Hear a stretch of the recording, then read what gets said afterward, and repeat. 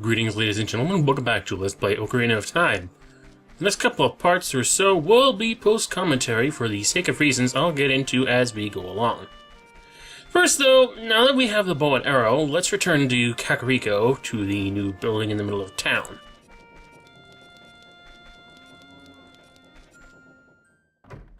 Inside is a shooting gallery minigame where you can use the bow to shoot big rupee targets. Fairly simple concept, marred by the lack of decent aiming reticle and terribly oversensitive analog control. I got the hang of it though, and you know, once you hit all the targets, you get a big quiver. Yay! Slow clap. Not that impressive IMO, but it'll be useful what we have next, I suppose. Back in Castletown, the building here has turned into a ghost shop where you can exchange captured post souls for rupees. What you want to bring him, though, are large post souls, which can only be found in Hyrule Field while on horseback. Shoot them down quick, put them in an empty bottle, and take them back to the creep for 50 rupees and 100 ghost shop points. He states that if you accumulate 1,000 points, you will receive something special. Okay, math time, and let me tell ya, I hate math. One large postal amounts to 100 points. You need 1,000 points to get the reward in question, which means you need to locate and capture 10 large pos to do so. And wouldn't you know, there are exactly 10 large pos to locate in Hyrule Field. You also need empty bottles to keep the pos in, and at this point of the game we only have 3. That means at maximum we can only carry 3 large pos at a time. With 10 pos to find in total, that means you have to go back and forth between the shop and looking for more pos at least 4 fucking times! Catching these damn ghosts is already a chore in and of itself, even if you know the exact places they show up, let alone having to stop after each third po gain to run back to the shop to trade them in to empty your bottles to go get more pos! It's goddamn tedious! But once you get that last po and hand it in, you do indeed get your reward! Just take this. Another bottle.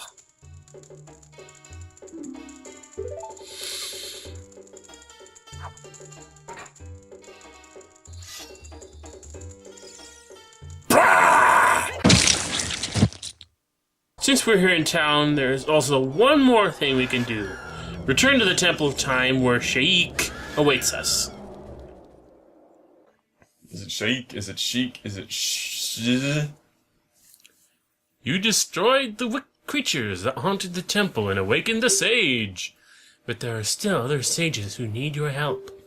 In order to awaken all the other sages, you must become even more powerful. You must travel over mountains, underwater, and even through time. Okay. If you want to return to your original time, return the Master Sword to the pedestal of time.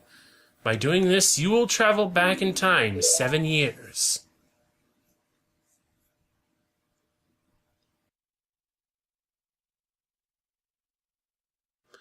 Having now dealt with the Forest Temple, it decides now would be an apt time to teach you a new song, the Prelude of Light, a melody that will warp us back to the Temple of Time when needed.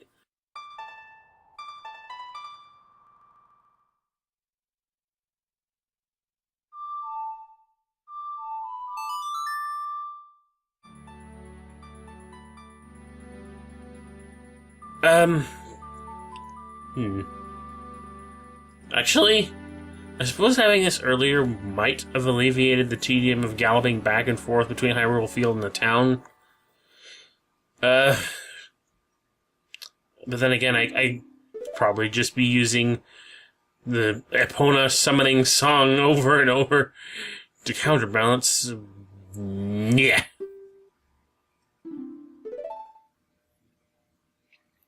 Ninja disappear technique. But anyway, time to get into the real meat of why we have to do these episodes post-commentary. Yes, folks, it's time for us to do that thing that pretty much every single player of this game dreads. It's time for the water temple. Let's be clear, though. The water temple isn't that bad once you know a few things. I will get into those things as we go along, but for the most part, it's mostly tedious simply because you have to be taking your goddamn iron boots on and off all the time to get around. I can't swim. And the way you take your boots on and off in this game means having to pause the game and unpause the game every time. Guess what, though? I've decided to edit those parts out!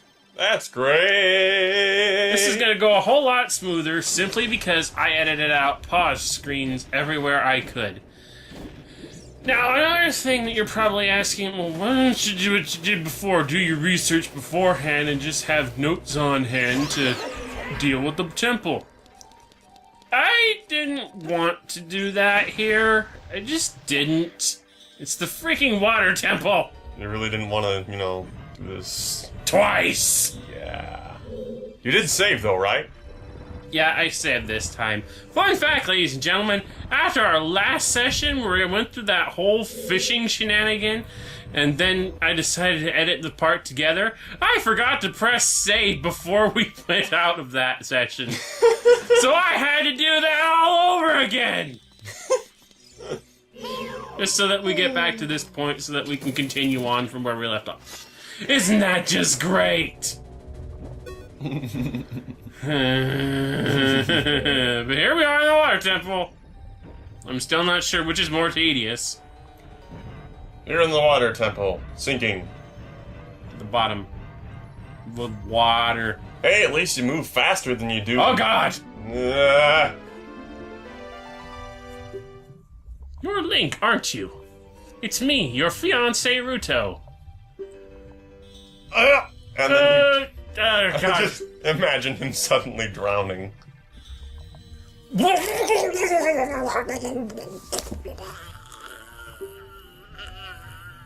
Seriously though, how is he breathing underwater just because he's wearing blue?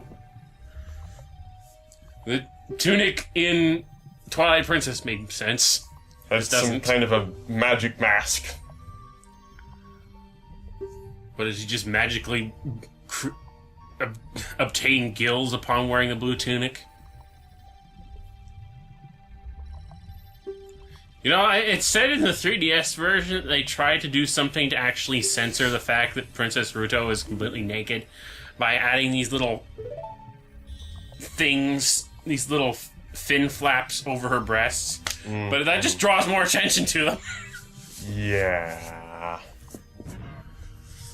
Well, we gotta save the Zoras and follow her up there, so let's go. I can't believe I promised to marry a fish. Hello, what was that? We'll be back there later. Anyway. Where'd she go? Did she go through this door? That was quick. There's no fish woman here. Just these stupid spiny, spiky things. I find it slightly funny that he understands what that means now, regardless of the fact that technically he still wouldn't have that knowledge. You mean like, Goku and Dragon Ball? Yeah. It's like he didn't know what... It's just like, he met Chi-Chi. It's just like, what does marriage mean? It means food, right? Yeah. And then they meet up again during one of the world tournaments and they fight each other and he's all like, oh, that's what that meant! Oops. By the way, we just got the dungeon map. Oh, look. It's triangles! Well, the point is, I mean... We all know what that means. Play Zelda's Lullaby. I mean, he just, Link here just suddenly got older. Is it like he was imbued with knowledge of maturity or something? Yeah, that is something. What's a fiancé? That is something that never really gets addressed in any way. Because, I mean, I watched the, I read the mangas. Oh, this is useful. And they never really address his adult mindset. It's just sort of, yeah. But again, the mangas also seem to indicate that Sheik is actually one of Ganondorf's followers. Okay. Fucking clams. I suppose that might make a good cover. Yeah, but it also just brings back some... you know, some of the arguments you know, you say cover. It's just like, what does she have to cover for? Is he, she, it, she, he, they, it, what, whatever, I don't know. That's another... People arguing whether or not Sheik is a she or a he.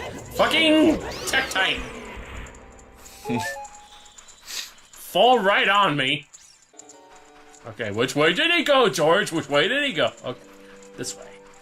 I'm sure this is the correct way. Because, ladies and gentlemen, the whole time I'm playing this, I'm looking at a guide online. Because I don't want to do this twice, I decide I'm going to do it right the first time. So just leave it at that. You know, even if you've done it before, it's kind of hard to, you know, remember everything unless you've done it 50,000 times. It's not just remembering everything, it's knowing when it's most convenient to do anything, because one of the biggest and most annoying gimmicks of the Water Temple, and the reason a lot of people dread it, is the multiple floors going up and down, raising and lowering the water level to be able to access certain things. I just wanted to get that over with quickly so that I can get it done in as few water level changing trips as possible. Here's a Skulltula that's tripped me up a good number of times because I had no idea exactly how you were supposed to get into this room. Just use this spin slash.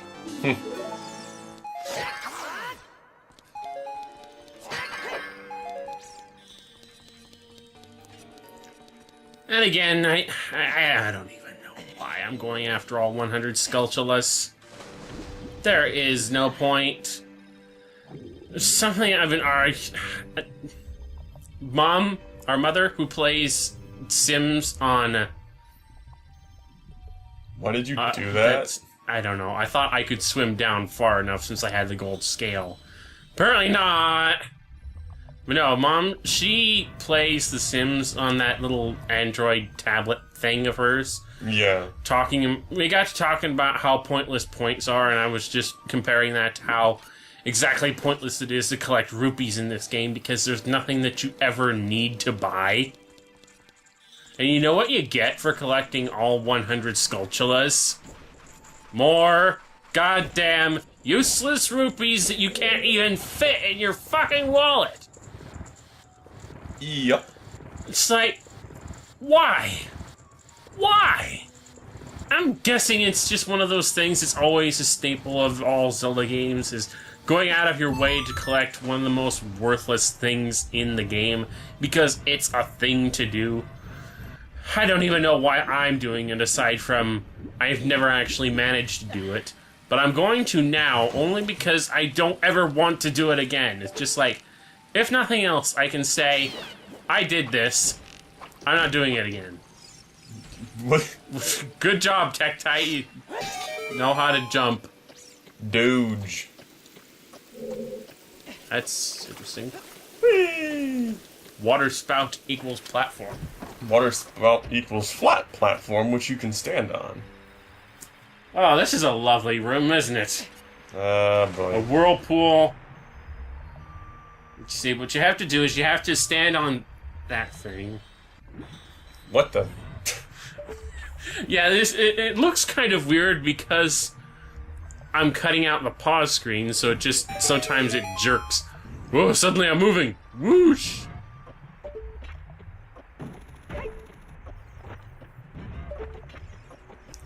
Another annoying thing is because you're underwater, you can't actually use your goddamn sword. The only thing you can use underwater is this hook shot.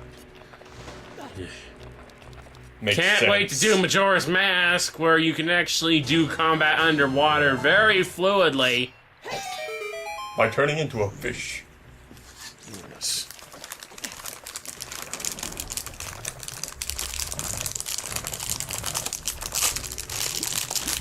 There's a lot of things I like about Majora's Mask over this game, which became very obvious during my brief tenure with it. My brief 100% tenure with it. Just so this. It was that good. I went out of my way for everything in that game.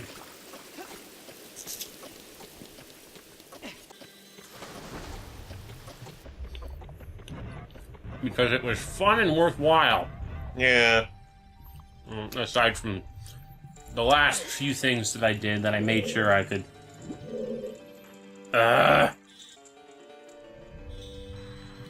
only reason Majora's Mask is less thought of is because, well, Nintendo doesn't think very highly of it. Well, some people, they just feel like the whole 3-day time limit thing is more of a bane than a boon. And I can see where they come from. It's just like, in most Zelda games, there's a very comfortable... You don't have any time limits. You have a very comfortable amount of time you can spend running around exploring the world. In the land of Termina, you got 3 days. Things tend to change over the course of those 3 days. And every time you come to the end of those 3 days, you have to start it all over again. The prospect is kind of annoying. I don't care for it that much. But it's still just so much more... There's so many things about Majora's Mask that make it so much more fun than this one in my eyes. I could definitely say that right now Majora's Mask is my favorite 3D Zelda title. Right, here's the part that I think a lot of players would slip up on their first time, and I'm pretty sure I did myself. There's a secret passage down here. Huh.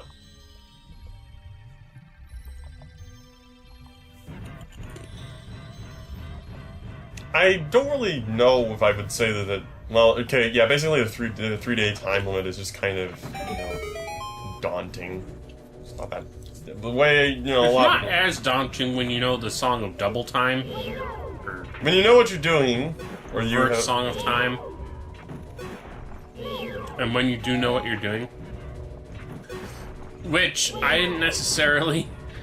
I ended up using guides for most of it, I hate to say, because after a certain point, it was a case of, yeah, I don't know where certain things are supposed to be on certain days.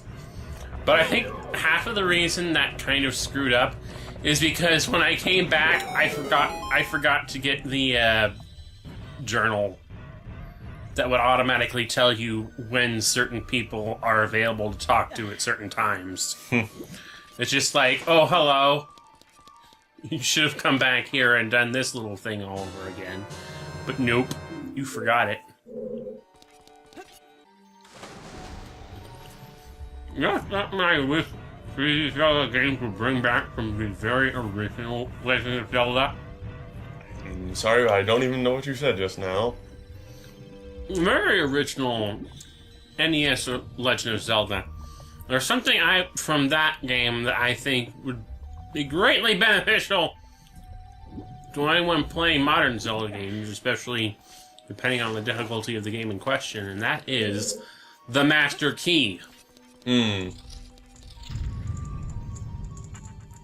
So it's like there's only enough small keys in any given dungeon for you to just get through it. If you can go out of your way to do all the tasks necessary to get a master key, all those small keys become irrelevant.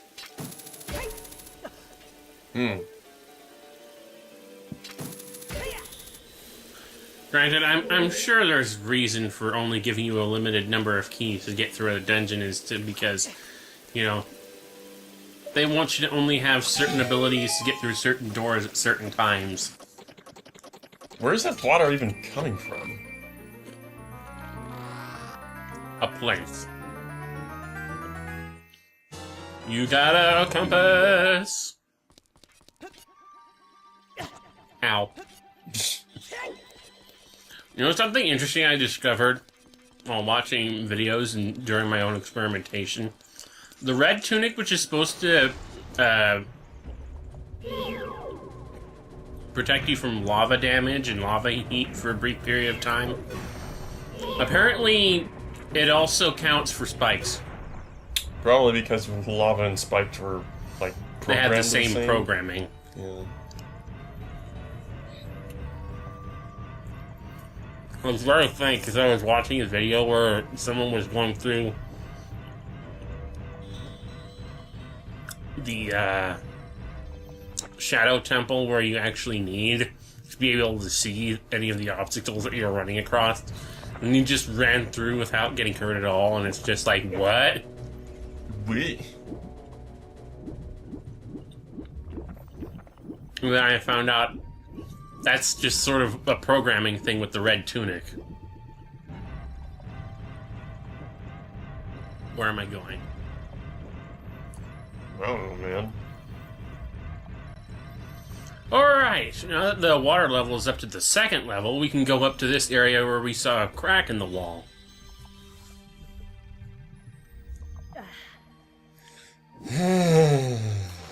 That's fun.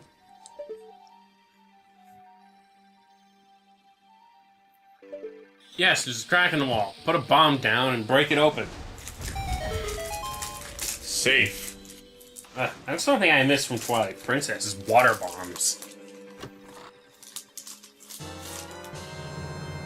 You got a key. Undo up there. Yeah.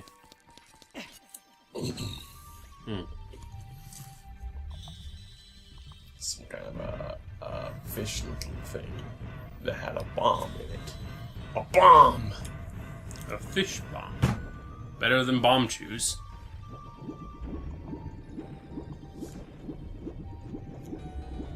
Okay, where to now? We're going... this door. Why is it... It's kind of just amusing how it's just this same sort of thing in every single water temple they've ever done. Aha! Fucking still hit me! God damn it!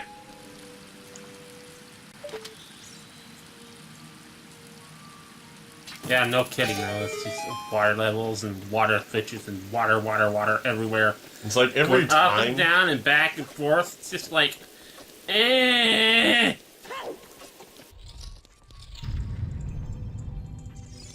I mean, it's every time you're gonna hear people who are irritated with it, but, you know, it's like, you know, they just do it anyway. Like it's a staple. Like the disappearing, reappearing blocks in Mega Man. Yeah. Except in Mega Man 8 for some reason. That's...